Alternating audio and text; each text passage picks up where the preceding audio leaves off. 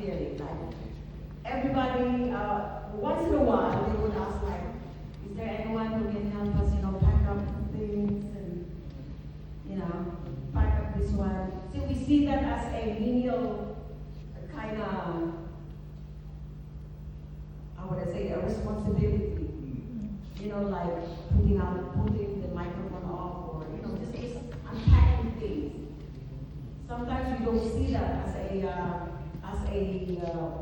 work that we can do for the Lord. We always think like sila na lang, let others do it.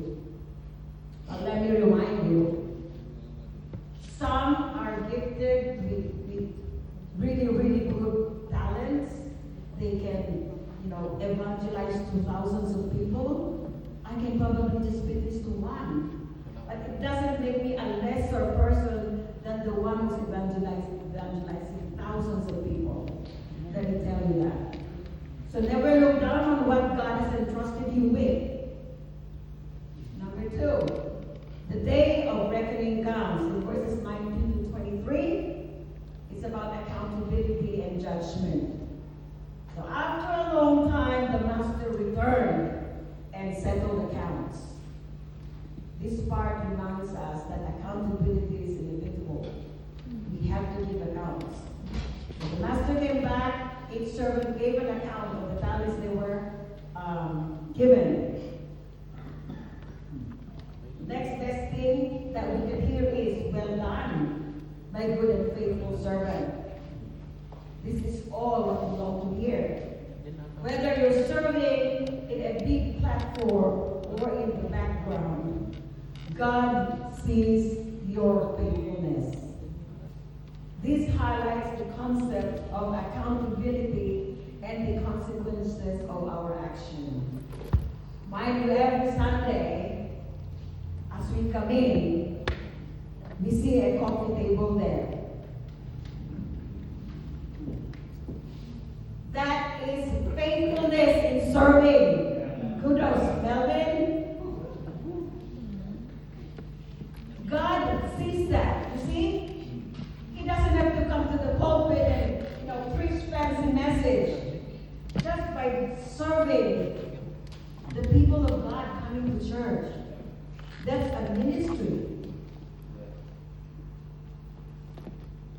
So everyone is important in the eyes of the Lord, regardless of what little thing that you can contribute. It doesn't make us a lesser person than others. Number 4, the tragic outcome of the unused gifts. So the third servant said, I was afraid he went out and hid the talent. And the third servant blamed the master. He made excuses. Right? The master called him wicked and lazy. Such strong words. The talent was taken from him and given to the one with the 10. The truth is, if we don't use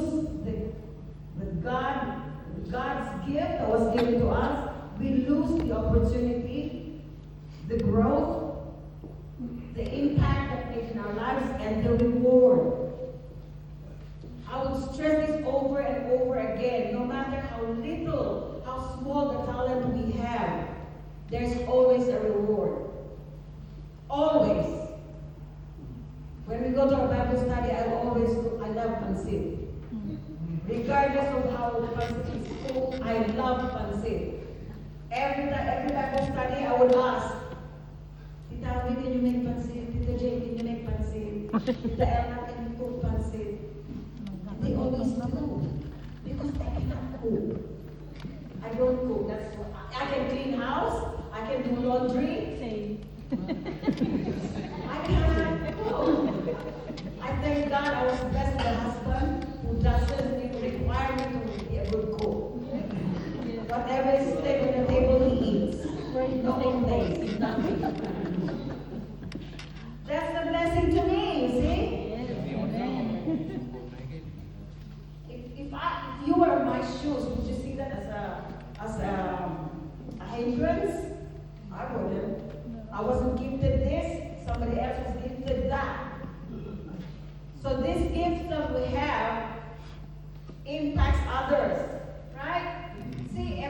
every Bible study, we eat.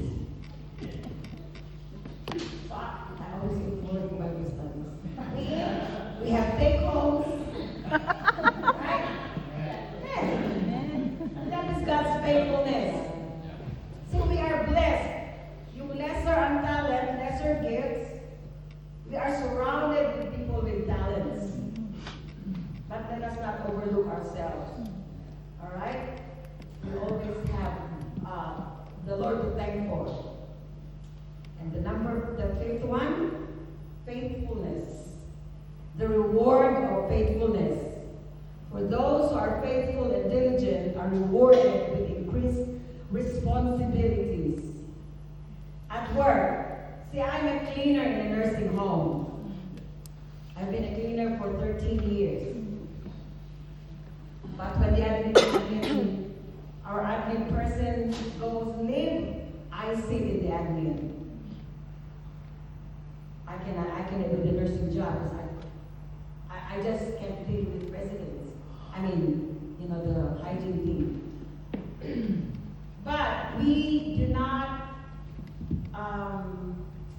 see ourselves in a position where we can be flexible. Like they said, everybody was asking, when are you going back to the admin thingy?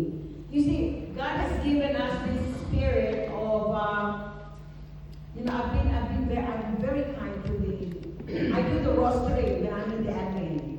So they all come to me, they all like, can you put me with blah, blah, blah, and put me on this floor. So if I see that they deserve it, I go with them. I do what they ask. And so when the admin lady came, and I went back to my cleaning, and everybody was asking like, when did you go back to the admin? And I said, don't ask me that in front of this admin lady because it doesn't feel right. It doesn't feel good. See, what I'm trying to say is that responsibilities can be given to us, not because I'm a cleaner, doesn't mean to say that I can do other jobs. Not because I cannot cook, it doesn't mean to say I cannot clean. You know what I mean? Something compensates always. So those who are faithful are rewarded with increased responsibilities. Sometimes we worry too much about the results, but God is looking for our faithfulness. And lastly, I've listed a few things about applying this parable in our lives. First, we have to recognize the gift. What am I good at? What is my ability that will bring glory to God? We have to identify the skills that we have. So when somebody asks, is anyone able to do this? We always are ready to be able to volunteer. Mind you, thank you for the men who were there, set up the chairs during the conference. So we have to identify the skills and resources that God has given us. Use our gifts wisely. We have to develop it. Like me. I wasn't just in the cleaning, I can do other stuff. I can run around. Can you make a copy of this one? Can you make a, we have to be flexible. It's not just, I'm not in a position to do that. Ask somebody else to do that. We can always pitch in. We should be a faithful steward of what was given to us. We have to recognize that every gift that's given to us is from God, and we are only stewards of it. Do not fear or doubt, because doubts or fear paralyzes you. It gives way to the enemy. You're not good enough to do that. You're not good enough. You have to remember and trust God that these actions are they're doing this for the glory of God. And seek God's guidance. Ask God to show you how to use your grief for His glory. Remember, everything that we do all goes back to God. All glory and praises goes back to the Lord. And by doing this, God is exalted. So let me ask you this. Are you using your voice, your influence, your gifts? Are you giving God your best? Or are you holding it back because I'm not good enough? Let's not. Everything you have, the gifts, the skills, the talents, experiences, is not an accident. It's a divine investment from God given to you. In Romans 12:6 says, we have different gifts according to the grace of God, but we all work together. Don't bury your gift. Use it in church. Use it within the family. Use it in your community. Don't wait for the perfect moment. When is the perfect moment? Now. I'll call Pastor John as we and get ready for our communion. So remember, guys, the talents, the skills, either you use it or you will definitely lose it.